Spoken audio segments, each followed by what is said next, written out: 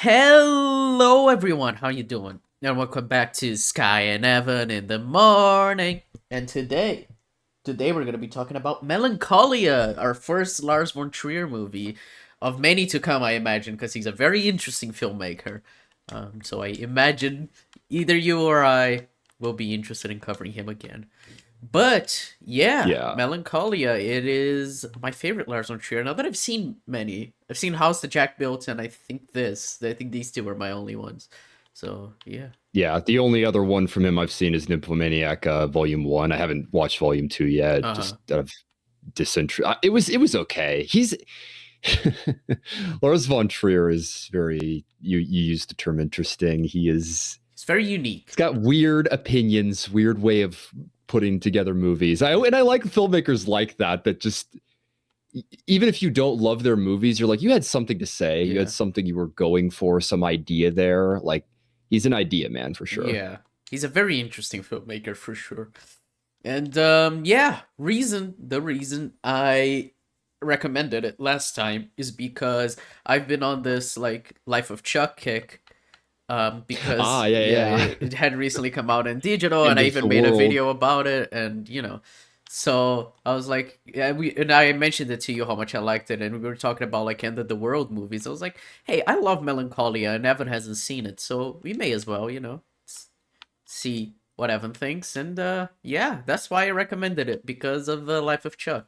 So Evan, what did you think of it? How did you find Melancholia? I quite enjoyed it. It's funny, you know when you Google something, you like look it up and then you get like an answer like a couple of words in, like you get like the autofill. When you look up like in Melancholia, what was the point of like the first result will be what was the point of the first half, and it's like it. Huh? It is one of those things where the split I did find a little bizarre, and I am because Interesting. a wedding is a perfect way to create drama in a story, and it's just they milk it for like the worst drama that you can get out of a family, of course, and not to mention they're late. But I do find it interesting that it's like two parts basically. Yeah. It's just Justine's There's part the and then first Claire's half and the part, and then second half, yeah. yeah, it's like a part one, part two, and it feels that way because they do feel like two separate stories, two Yeah. separate parts of the movie, but I think since it's Very about them, it ties it together pretty well. Like the yeah. two of them are the leads that drive the story and begin and end it. Interesting that people seem to just be like, what was the point? Because like for me it was very good. I'm curious what you have to say though. Like give I me your suppose. thoughts. What was your interpretation? Give me your I want to understand how your brain works. Well, of the wedding or like of the film as a whole, you mean? Like, because Both. I'm curious what you thought of the film, well, your thoughts, what you took let's away let's from it. let's talk about the opening because I'm Lars von Trier. So what I was mentioning, like he does this kind of a thing in his movies. Uh-huh. Like for instance, like Nymphomaniac. I was mentioning I haven't seen many of his, but Nymphomaniac Volume 1. The whole thing is Charlotte Gainsborough's character is telling a story to Stellan Skarsgård, and he's a fly fisher, and they like connect that metaphor of like trying to like find and like fishing for like sexual partners with the notion of fly fishing. And he does that. He has these weird, like, practical examples. They almost come across as like video essay moments when he'll have like text on screen. Like someone like Adam McKay will do that too. So it's funny to see him do those kinds of things, add bizarre choices and like in examples to his films. But the opening of the movie is kind of the most von Trier that the movie feels. So the rest of it Agreed. feels relatively grounded. I mean, save for the world-ending like consequences and everything that happens thereabouts. But there's science fiction movies that are about this, stuff like Deep Impact or Armageddon. So the opening feels like it's meant to tie things together. It feels like and some of it is pretty simple. There's a painting that we see later in the movie and it burns. It's like, well, world ending kind of a thing, or like art being destroyed. And, the horse sitting down, there's a lot to read from it. And then obviously the big thing, because this is what the whole movie is about, a planetary collision. Which doesn't make a lot of sense. I think people have called that out, but I'm like hiding behind the sun. It's like, What do Oh you no, yeah, it mean? makes absolutely no I sense, can't. but it's like There's no I don't. way. It's like suspension of Yeah, disbelief. I'm like, whatever. you just have to accept it. There's a planet they needed like something that like made it so that it was like blameless. It's like we couldn't have known, Yeah. and they don't know. And that was a little bit of a disappointment. Like the first half of the movie isn't really about Melancholia. It's No, like no, no, no. you get the stars, like they look out and they see the Scorpio constellation and they connect that when you can't see it, which is supposed to tie into the second half of the movie, but it's not really about that through and through. The beginning part of it is the characters, you know? Yeah. I'm curious. Like, what was your interpretation? What did you think? Because I mean, I think the name of the movie gives it away. But what did you think the movie Well, was about? well, depression, obviously, and like for Christ's sake, I mean, apparently Lars von Trier calls this like a depression trilogy. He Antichrist, this, and then Nymphomaniac together are like Uh, that. And I mean, right. it is funny, but the main character Justine, she like has this thing that like, and she gets these sad spells through and through. Oh She's yeah, not good at the she's party, and yeah. they. What I love is like I said, weddings are just perfect for creating drama in a story like this because it's all so formal and official, and it's all about like making the party and it. But when things fall apart, it's just and when like it's just the fakeness of it is so clear. It's a crazy thing to behold, and like the whole movie just shows that they're 2 hours late and I don't To know their why. own I don't think they wedding. ever explain why they're late to the party. It just Well, the I got car was sidetracked. the point was like the car was like stuck and everything. So, but it was just like it doesn't really matter because it's Surely didn't their take wedding, two right? hours. Yeah, exactly. Because Whatever that's made them what. late, they didn't care enough, and they Well, wasted a lot of their time. that's So what they mean because it's like it's their wedding and everyone's like expecting things of them. It's like it's their wedding. Why should they care? But it's yeah, talking yeah, about how their all their performance and obviously that ties in general with just the performance people with depression have to put on, like having to put on this happy face yes. and everything, which I think is a very I, interesting metaphor.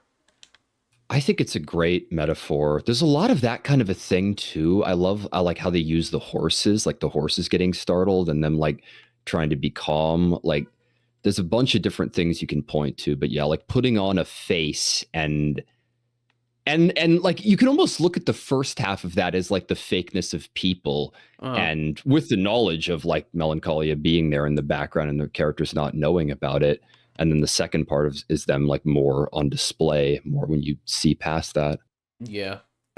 The thing What's for me though, which is something I was wondering if you were gonna point out, is that the movie isn't just depression; it's about the two sisters. Yeah, Obviously, they're Justine represents depression. Claire, she doesn't. Do you know what she's supposed to represent? what would you say? Anxiety, for sure. The two Yeah, sisters, yeah, anxiety and depression. Like I love that metaphor. I think it just works really well. And I just find it very it's interesting funny because they use the actually. Yeah, framing of the end of the world. How like how depression, you accept it and even welcome it, and the anxiety of like, holy fuck, we're gonna die. It's the end of everything. Like she's fucking like crying and sobbing at the end, Claire, but Justine is just like embracing it. yeah. It's very very It's interesting. it's interesting. I was talking to my brother about this actually yesterday. That's funny now that you pointed that out. I he Have you seen Hereditary yet? Oh yeah, a few times. Yeah, of course. So in that movie, the son, like he he is like such a depressed and introverted character, and like there comes a part of the movie where you're watching it, you're just not even trying to get through your grief. You're just soaking in it and just letting it play out because it's almost like you're used to this kind of a thing, and you get that with Justine towards the end. She's kind of accepted it. She says she sees things, and Yeah, yeah, Claire is just a nervous wreck through and through, and yeah, the anticipation is what kills her. yeah. I'm Like That's funny because it's very interesting. I think like I think probably the most interesting dialogue is like when they're talking about it, is like I want to do this right. So let's drink some wine and go to the terrace. You're like, oh yeah, drinking some wine, going to the terrace is gonna make you happy. Yes. It's like I think it's fucking stupid because it's Yeah. just like I get the depression side talking, being like, there is no good way to die. There's no right way to die. Death is always like ugly and fucking, like it destroys everything. And so she just kind of embracing it regardless of how it comes, instead of like trying to have a good death, which I think is just like, I think that was Yeah. probably my favorite uh like dialogue in the film. Well, and it's interesting too. You can also read that into the scene when she like sunbathes, as you might call, like moon bathes. She's Uh, like in Melancholia's light, and that's exactly what it is. It, like she's come to terms with that looming idea and is just living with it yeah. rather than anticipating it. Yeah, she's waiting for it to That's a come, great. and then but the anxiety is dreading it coming, and there's those are the two sides. Now that you put it that way, it's a brilliant metaphor actually for anxiety, like a looming and something. There's a story. Somehow, this movie indirectly inspired a story that I'm thinking of in my mind, and I'm telling you that rumble. I thought of that. I hadn't even seen the movie yet, and I'm glad that that's a thing. I imagine that would be a thing if anything like this, like some huge asteroid or a planetary collision happened. Uh-uh. There would be like a rumble as it made it to the atmosphere, and I love that towards the end when you can hear the planet coming. It's yeah. Yeah, it's fucking deafening. I mean, just that shot at the end, where when It's the planet actually hits Earth, it's fucking, I it's don't gorgeous and it's terrifying. It's amazing. I love it. yeah, I don't even like consider it really a spoiler. Like, of course, I knew that the world actually ended, that there wasn't like an out or anything like that. But like that shot, even knowing it, it is beautiful. It reminds me of like the when they use the Death Star in Rogue One. It's just one of those things. It's like beautiful, but also like Jesus Christ, like this Yeah, is horrible. So yeah, for sure. Yeah, I don't know. It's I think it's a movie, and as someone with depression, I find it hard. Okay, it's gonna be a weird tangent, but bear with me. So recently, a few days ago, I watched Thunderbolts because it came out on Disney Plus. That film has been praised a lot for having, things to say about depression. And for being, like a very well thought out, very interesting way to talk about depression, and I did not like it. I thought it was baby's first depression, in the same way as something like Barbie's well, I baby's mean, it's first kind of feminism, except Barbie yeah. is actually like better made and more It's, entertaining. it's what you expect from the MCU, It is, just the yeah. standard Well, yeah, theme it that is a Marvel doesn't. movie about depression. It's not gonna be like, Exactly. it's not gonna be a Citizen Kane. But my thing is, right? As someone with depression, I think the representation of depression in media frustrates me a lot of the time, and I think Melancholy is probably one that like just nailed it like perfectly. Like I understand what Lars von Trier was going for with his representation of depression and anxiety, and I literally love that he made them sisters. Like yeah, those are sisters. They go hand in hand, Yeah. and Now that you put it's it how I as a feel yin too. and yang like Yeah, that, that really did change my perspective on it. It's that is exactly what I think they were going for. I yeah. didn't see the anxiety part as much, but it makes sense now. Yeah, and it's Damn. it's it's brilliant. I think I really love it. I think it has like something very interesting to say, and I think it just nails it. I don't know. I think Lars von Trier, he's a wild filmmaker, but I think he just like he had something to say with this film, and he nailed it in a way that I find very thoughtful and unique. So yeah, I don't know. Yeah. I really like Well, it.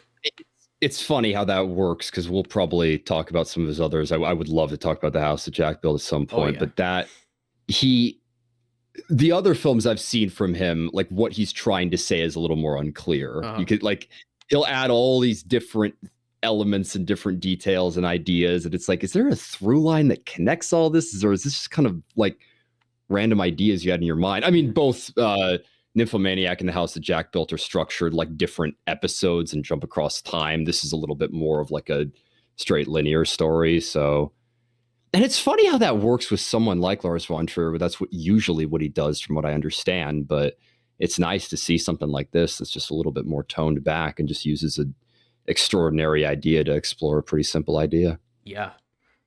So yeah, I don't know if I think it's like it is a movie that's like I think anyway, it's going for something quite like clearly metaphorical. Like the family, the way they treat Justine especially is very over the top on purpose because it's just being like showing like different aspects of depression, of how people treat Well, people with depression and so on.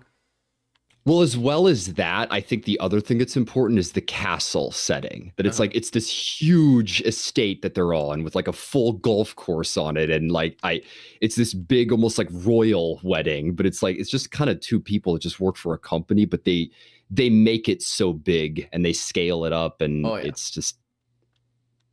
it's so funny how it's the movie is shot in that way, because it, even though it's got a huge sense of scale and a huge setting, like the wedding itself, like it feels so hollow. It Oh yeah. just, you can tell there's so much like unsaid hatred at the table. Yeah, I mean that's part of what I find so interesting is like the family dynamics are very they're very much on the surface. You can tell like everyone kind of hates each other in some ways.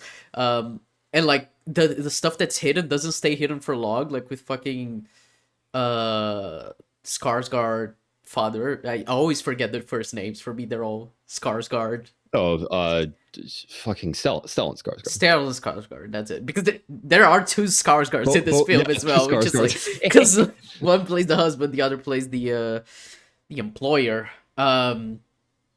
And like she's just like, I fucking hate your company so much that nothing is too good for you. Like everything is very much on the surface. In terms of like the dynamics between everyone there. And when it's not, it doesn't stay hidden for long. So it's very much just like going for like here is what the metaphor is. This is depression. You know, the main theme I think is, I mean, the planet's literally called Melancholia. I think that's like you know, very clearly what the movie's going for. But I think it explores it in a very interesting way because like even if you don't take it metaphorically, I don't think this movie's like going for anything entire too like outlandish to be like, oh, you know, it's just metaphors, it's too over the top. Maybe something like I think maybe I'm thinking of ending things is more like straight up metaphorical. Yeah, Or it's there are movies that definitely play more into like they almost feel like they have like some hidden meaning or something like yeah, that, or something where you don't understand it and they're like, don't you see, as long as you know this, you're like, oh, like yeah, that yin and yang thing you told me, it's like something that like connects the story, but it's not one of those where you feel lost if you don't have like yeah. any Like one it piece feels of like an detail. actual film. Like if you just look at Yeah, like from a surface it's level. it's the simplest way of putting it, and like I said, it's like his most accessible film that I like, am aware of anyway. Yeah, I've heard Breaking the Waves is like more of a normal movie. I don't know though. I don't know that much about it. I need to see more of his movies, but yeah, for yeah, sure. it's funny. It's like he's controversial for good reasons in a lot of ways, but I do like his movies. I've yet to see one of his movies where I felt like I'd wasted my time or that he just made something completely trash. It's just nice seeing something like this that more people vibe with, Yeah. and the performances as I well was are about to great all around. For mention. one, I was blown away at like actors like John Hurt just being in this movie Oh for a little yeah. bit.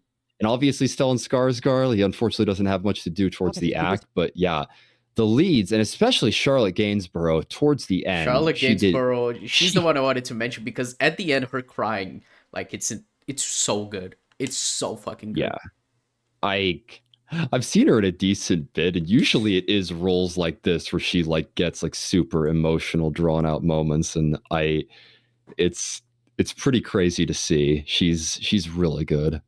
Yeah, and obviously Kirsten Dunst, she's amazing. I love her in everything. She's one of my favorite actors. She's really good.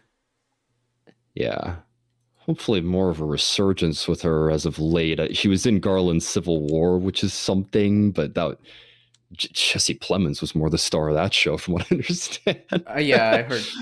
um, It is funny. She's married to Jesse Plemons. They, yeah, I get they that for did sure. Fargo season 2 together, and then they've been in And a they few seem like a things. great couple too. It's funny how Yeah, that works. I always love that when like two celebrities like that fails so often, but when it works, you're like, hey, it's not yeah, all doomed. yeah. No, she's great. um, I love her. She's what she's got upcoming.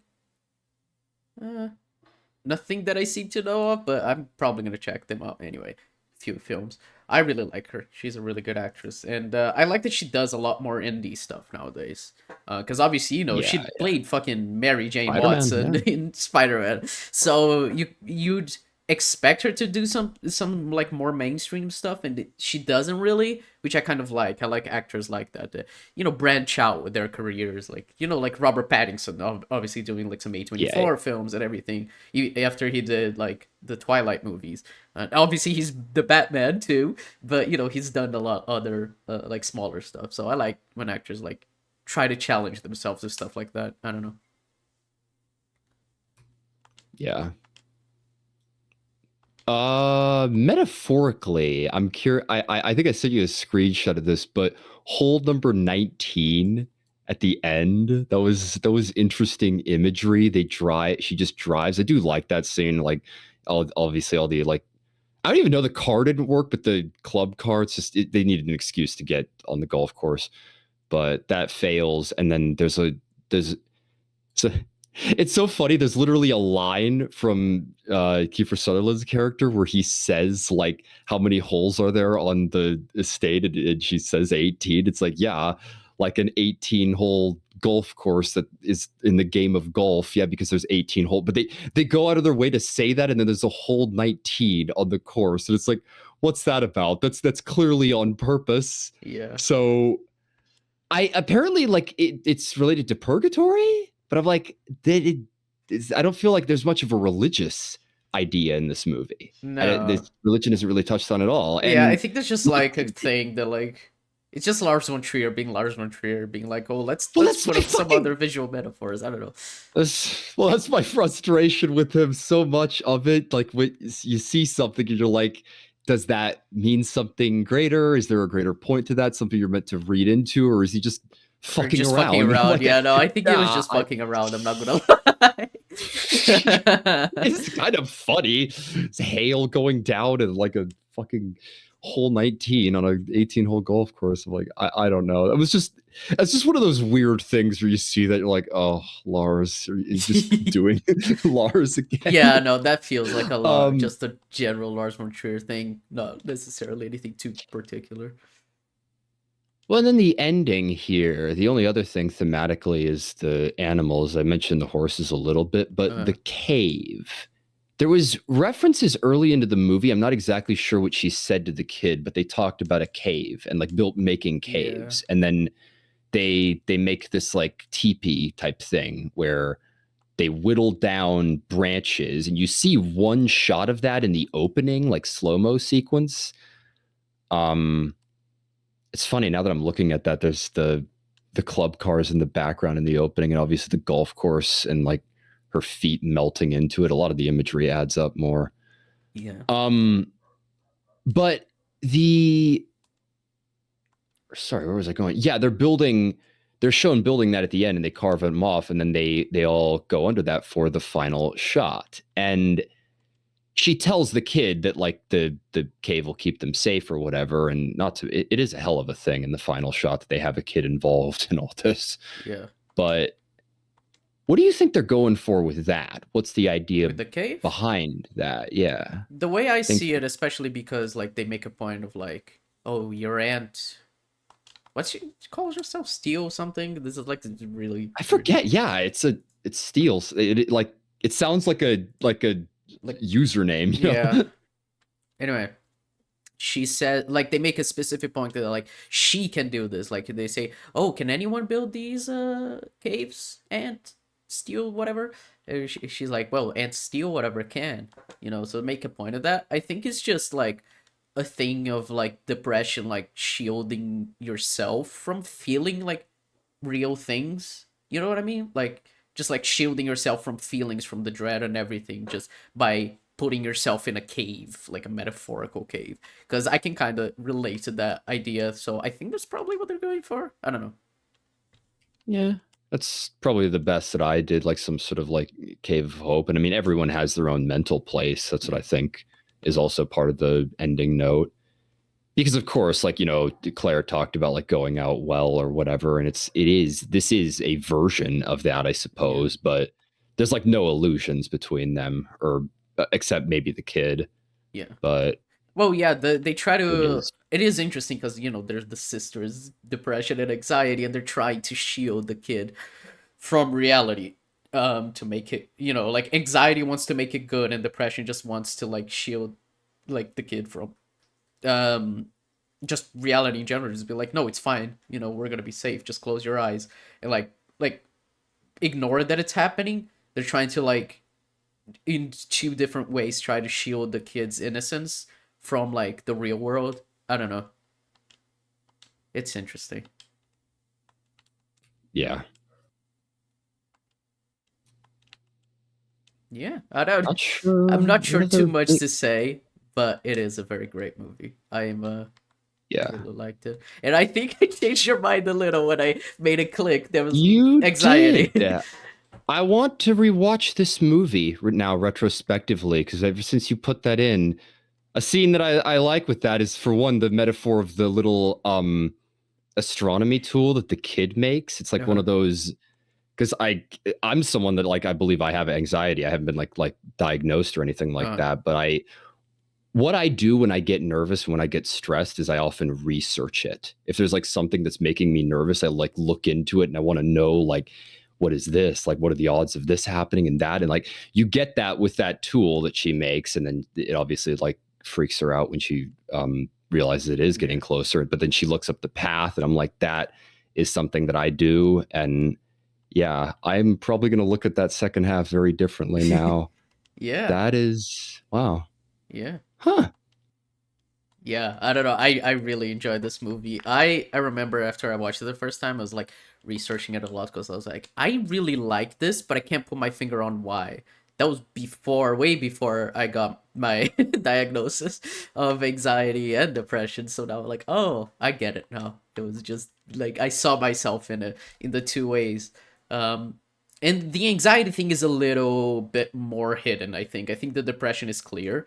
I was like, sure, not getting into the tub and everything. The anxiety thing, even though there is a moment where Kiefer Sutherland says she's very anxious. Well, I think the reason why is that Claire acts more like normal, quote unquote. Especially in the first half, yeah. She's better at putting on a face, and that is what people that are anxious do. They can hide it a little bit better, even though it's more internal. Yeah, when you're in the depression funk, it is much harder to hide it than where you're just anxious. So yeah, I understand that. Damn. Wow. You have swayed my opinion, Skye. Hell yeah. I want to look it up again. All right. I'm guessing you would recommend this. Would you recommend Melancholia? Oh, hell yeah. I love this movie. And, people with depression and anxiety, I think it is a very worthwhile watch in terms of just like feeling seen and understood. Although the film is also very anxiety inducing when you consider, it's the end of the world. So I understand if you're put off. Real talk, though, this is up there for end of the world movies. I love this. I haven't seen Life of Chuck, and I'm not sure what people would say is like the definitive end of the world movie, but it's pretty damn excellent. So yeah. Well, I'm glad I changed your mind, and I imagine you would recommend it too, then. I would definitely recommend it. Hell yeah. All right, Chad. Thank you for watching. Oh, yeah, sorry. I forgot completely. Your recommendation, Evan. Indeed, my recommendation. I had an idea that I was like kind of lost inspiration for later this week. I was just like, I don't really care. I'm going with a random one that I added to my list.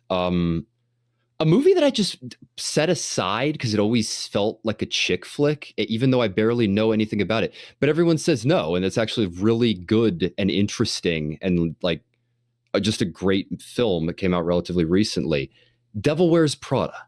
Oh. I have never seen Devil Wears Prada, and I know next to nothing about it. Most of what I know like comes from people saying that like Cruella is like kind of derivative of it. I don't even know how true that is, but I've always been curious about Devil Wears Prada because I've heard that it's amazing.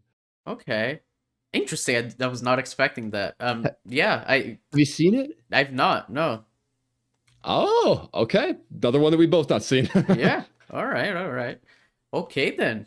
Devil Wears Prada. That's gonna be interesting. The sequel's coming out relatively soon. So. Yeah, that's another thing I saw. It reminds me a little of Freaky Friday. I just those legacy sequels that we're getting like hilariously Well, almost 20 at the years because it very was like least, it 2007 and seems it's like like Devil Wears Prada has more to like it wants to do in the sequel than yeah, Freakier Friday, which was just like a cash yeah, grab, like direct to Disney. it's so clear they're taking the piss and just like doing it again. It's like, yeah, Yeah. that I imagine there's more of a story to be told. Although I have no idea. Like I said, I haven't looked anything up, so I don't know where the story goes. But that seems more like a sequelable film to me.